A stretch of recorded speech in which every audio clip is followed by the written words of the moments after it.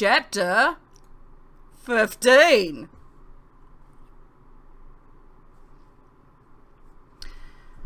The next day was the 1st of November, and with November came the rains. Two things of interest happened that month. The first was my birthday. The day after Samhain, as promised, Fiona came to teach the class about moss. I was nursing a hangover and a decent case of post-traumatic stress, and I found it difficult to concentrate on her lecture about the cultivation and life cycle of moss.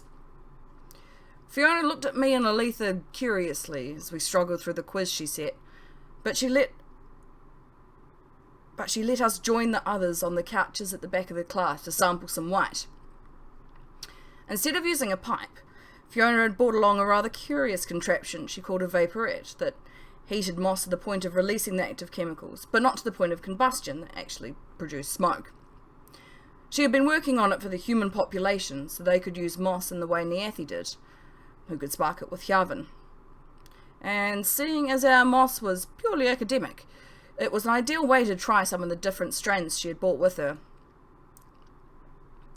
For the next week and a half, Fiona entertained the class with her history of the use of moss. Its psychoactive properties were realised by the Neathi not long after they had moved down to the enclaves, although originally the moss was brewed with boiling water into a tea, or simply eaten. The earliest strain, or wild moss, was rudimentary. It alleviated chronic nausea, which was the primary reason the Neathi began to smoke it, as opposed to simply ingesting it, but it produced rather a dizzying high, and left a hangover that lasted for hours. The earliest horticulturalists tried to improve on this with selective breeding, and later with genetic tweaking with Hyavan. By the time of the leaving, 6 separate varieties were in cultivation, with many different strains of each colour. The newest variation, the green, was engineered after the leaving, as Neathi going outside discovered the joys and pains of drinking alcohol. What? So there's no booze in the enclaves? Talgith demanded to know. Oh, well there is now, all imported from outside, so it's rather expensive. I suppose we didn't really have all that much in the way of things to ferment, what with living underground and all, Fiona mused. And we had moss to entertain ourselves while relaxing. So of course, journeymen leaving the enclaves for the first time have often never drunk alcohol before and tend to get a bit silly. She grinned at the mentors, who chuckled with her at the evident foolishness of journeymen. Therefore, the green was developed so it can be smoked before drinking. It stimulates the particular metabolic processes that deal with alcohol, and it alleviates most of the more unpleasant side effects of drinking. In the afternoon, we sampled different strains of each variety, save the purple. This is going to be an academic study, not an orgy. And the black. Fiona had us write up experiment tables for each, noting the history of each strain, who it was developed by, and where, and why. Some individual strains had been in cultivation for thousands of years, and were the pride of their particular enclave they were from. And she got us to write down their proper names in Neathi, as well as what they were called by horticulturalists operating outside. We had to note the different flavours of each, and I was pretty amazed to find out that there was much variety and subtlety between each strain of moss, as there was between the different varietals of wine. Lastly, she required us to think carefully about the different physical and mental effects each strain produced in us. At the end of each session, she would go around the group and ask us to give a little speech about our favourites out of the strains we had sampled, forcing us to think critically, which could be difficult, depending on the variety that was the subject of the day. Fiona spoke only briefly about the black, telling us that she would be back to give us more thorough instruction when the time came for us to take it. Charlie's story about Joey had honestly made me feel more than a bit apprehensive about when we would have to use the black. It was highly, dangerously psychoactive, and should only be used under the closest supervision, but its use led to a whole new depth of understanding and control of one's Hyavan, in a way that even months of meditation couldn't achieve. The Friday of the week after Samhain was my 19th birthday. After our meditation in the morning, Fiona brightly wished me a happy birthday and announced that we were to spend the day on a field trip. With our mentors in tow, we left the academy and wandered through the quarter to Fiona's shop. To my surprise, Anna was tending the front counter. 2 of her guards were seated in the front, pretending to be customers. She gave us a brief smile as we filed in, shrugging at the unspoken question in Charlie's upraised eyebrows. "I'm just helping out a friend. It's the least I can do." Though most of us had visited the shop at one point or another since arriving in Lille, Fiona took the time to point out the baskets that held the different strains of each variety, and she allowed us, using our notes, to use her grinder to make our own blends. Mine was mostly the strain called White Cloud, a sweet, fruity white that I had noted left me feeling slightly hungry, but gave me a clarity of mind that I appreciated, especially when practicing some of the harder Hjavan exercises.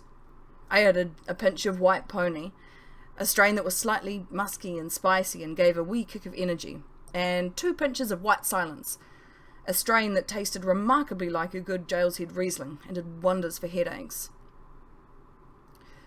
Fiona sampled a taste of my blend in her vaporette and pronounced it excellent. She added a sprinkling of white clover, a sweet, honeyed white, and ground it again, then offered me a taste, and I could see that the extra sweetness and honey flavour improved my blend remarkably. She bagged up our blends for us as a reward for being such clever Bloodkin, and led us through the door behind the counter to the back of the shop. It was a great kitchen-like room, full of ovens and drying racks and scales. There was a door to a store cupboard that was tightly padlocked. "That's where I keep the black," Fiona told us. "Don't even think about it." I gulped. I knew the reason for the extra security, and it made me decidedly uncomfortable. She pointed out the ovens and the stoves, explaining about her experiments with distilling moss into butter and then baking with it. Then she led us through another door and down a long flight of stairs into the basement. And what a basement it was! Brightly lit with globes hung from the ceiling and recessed into walls, the whole room was set up with long rows of hydroponic gear. Great pipes had been sawn in half and held water that had been pumped in from the lake and augmented with a mixture of fertilizers that Fiona had added. On top of the water, in various stages of maturity, grew the moss. Each pipe had a different strain, carefully labelled. Fiona went briefly over the life cycle of the moss, pointing out examples of each stage. She had a strain of blue that was ready for harvest and demonstrated how you scraped it out of the pipe in sheets and laid it out on a rack to mature. Then it was back upstairs to hang the rack so air could circulate freely. After the morning's activities and sampling my blend, I was starving, but Fiona had anticipated this.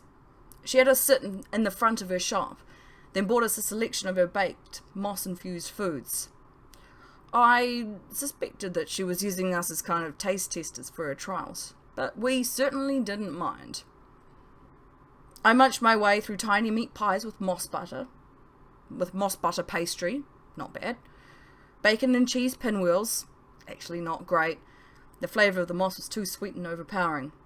I told Fiona this and she thanked me, jotting down something in a notebook she produced from a fold of her voluminous dress. A thin chocolate brownie, delicious and a distinct improvement on the last batch I had tried, and a strawberry shortcake, also delicious. When we had finished, Fiona grinned wickedly at me. "I hope you like carrot cake, Joseph."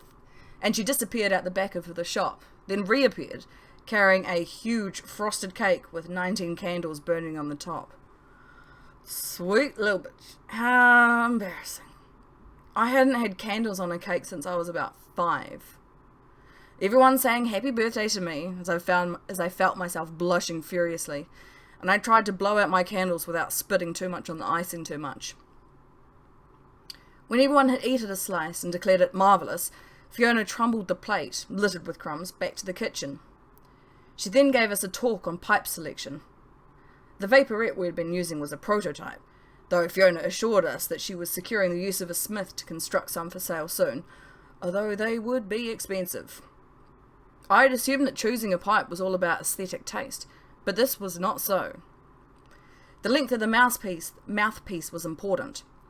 Long ones gave a smoother, cleaner flavour, and were aimed at the moss connoisseur, while shorter mouthpieces gave a more intense and complete experience, perfect for poor students with limited moss budget.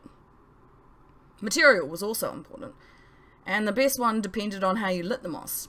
Hard woods were good for hjaven, and metals were designed for use with matches or sparklights, while glass was good for both, but were easily broken by the clumsy. It was still only early afternoon, but Fiona let us leave after that. I hear there are some celebrations planned for this evening. She gave Charlie a meaningful glance, but he just blandly shrugged his shoulders at my questioning look. Back at the hall, a package was waiting for me in my room. It was full of birthday gifts from my parents. I sat on the couch and unwrapped it carefully. There was a note from my mother, wishing me a happy birthday and hoping that my studies were going well, with an implied hint that I should write to her more often. I felt a bit bad. I'd only scribbled off a couple of letters home since I had been in Lille, assuring them that I was fine and learning lots. But to be fair, I really hadn't put much effort in. Inside the parcel were 2 pairs of long johns and long-sleeve vests in the finest alpaca knit. There was a gorgeous pair of black gloves, finely tooled in the softest leather, lined with more alpaca. Carefully wrapped at the bottom of the package was a beautiful small belt knife with a delicately etched hilt and scabbard, decorated with a gel's head crest. When I eased it out of its scabbard, it shone like the moon on water, and was so sharp that it cut my finger when I pressed it to the blade. It would come in handy a week ago, I muttered to myself, and Charlie gave me a sharp look. I just shrugged. I told Anna I would keep it quiet, and it would be weird to bring up the whole almost murdered thing now, over a week later. Telgith had wandered in to see what I was doing, and he laughed when he saw the knife. So this is the special commission Tamoth was talking about. He turned the knife over and pointed out the tiny etched signature on the underside of the hilt. Thregath, his father's name. Then Charlie handed me a small wrapped bundle, his own gift for me. Inside the wrapping was a belt pouch made of the same blue-green woven alpaca as my good robe. Inside that were 7 coloured velvet pouches. 5 of them, all except the white and black, were already filled with moss. Fiona told me about what you would be doing on your field trip, so you can put your own blend in the white one. The black will have to wait, I'm afraid. He pulled out another box and handed it to me. It was small and plain, but of beautifully polished black wood, and on the underside he had had Jacinth of Jaleshead inscribed in silver lettering. Inside, the box was lined with dark blue velvet, and in an indentation lay a beautiful little pipe, in the same glossy black wood as the box, with a generous bowl and long, elegantly curved mouthpiece. Happy birthday, Jazz! Do you like it? Bless him, he wanted approval for his gift. Oh, hell, Charlie, thank you so much. It's lovely. He looked relieved. Come on then, shall we go test it out? I went out into the hallway and knocked on Lalitha's door to see if she wanted to come up to the roof. I can't come out. That was odd. Why not? I called back. It's a bit embarrassing? She didn't elaborate. What is it? Charlie's given me a new pipe and we're going to go take it for a trial run. Come on. I can't. I have a huge, hideous pimple right on my... Never mind. I hadn't noticed any pimple this morning, but then again, I was a boy, and as Charlie had told me, boys have a different way of noticing things like clothes and hair and skin, which is that we don't. Emma happened to be passing down the corridor on her way up to the common room, and she saw my perplexed expression. Lalitha, are you alright? Apparently she has a huge pimple. She won't come out, I explained to her. It's hideous, Lalitha wailed from behind the door. To my surprise, Emma laughed. Seriously? That Jim? Lalitha, let me in and I'll take a look. Okay, but Jazz has to turn away. I complied and heard the door open a crack. Emma gasped and then giggled. Yup, that sure is a whopper. Look, come with me down to my room and I'll show you this thing I know. It's just some basic soleistry all girls should learn. Emma grabbed Lalitha's hand and pulled her out of the door. Lalitha covered her face with her free hand as she ran past. Don't look, Jazz! Further down the hall, they met Stella, and Emma grinned at her Bloodkin. Hey, Sel, my darling. Could you go and see if you can find Sarah and Mantley? We're going to have a girls' afternoon. Oh, and see if you can grab some wine if Viviana's got any to spare. Since the incident on Samhain, Stella had been somewhat subdued, both at the hall and in class, especially after Fiona had put her in her place so firmly. Even so, I thought she was going to protest about the intrusion of Lolitha in her room, but she just shrugged and walked past me and up to the common room. Soon she returned with Sarah and Mantley in tow, each carrying a bottle of wine and 5 glasses between them. Jimmy trailed behind, looking anxious. Oi, what are you going to do to my Bloodkin? He yelled, as the woman skipped ahead. Girl stuff, Sarah called over her shoulder. Oh. He looked even more confused. Can I come? Are you a girl? Giggled Stella. Well, no, but... Then no! The 3 of them disappeared into Stella and Emma's room and slammed the door.